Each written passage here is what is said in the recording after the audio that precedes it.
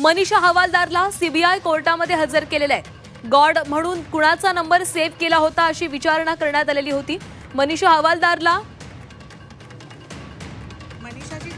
हा प्रश्न विचारण्यात आला। झी 24 तासनं यावेळेस मनीषा हवालदारला हा प्रश्न विचारला, मात्र तिनं यावर कोणतंही उत्तर दिलं नाहीये।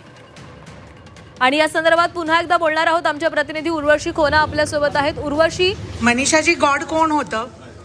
मनीषाजी गॉड म्हणून कोण सेव्ह केलं होतं?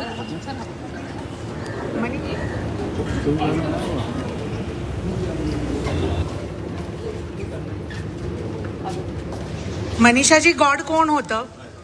मनीषाजी गॉड म्हणून कोण सेव्ह केलं होतं?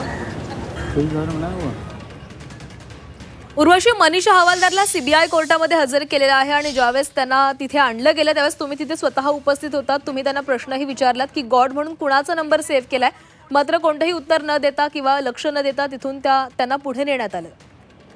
नक्कीच जर आपण बघितलं तर नीट पेपर फुटण्यात रोज नवीन धागेदोरे निघतात आणि त्याच्यातला एक धागादोरा आज जे मनीषा हवालदारच्या संबंधित निघाला आहे ते म्हणजे मनीषा हवालदारच्या फोन डिरेक्टरीमध्ये गॉड नावाने एका व्यक्तीचं नाव स्टोर्ड होतं।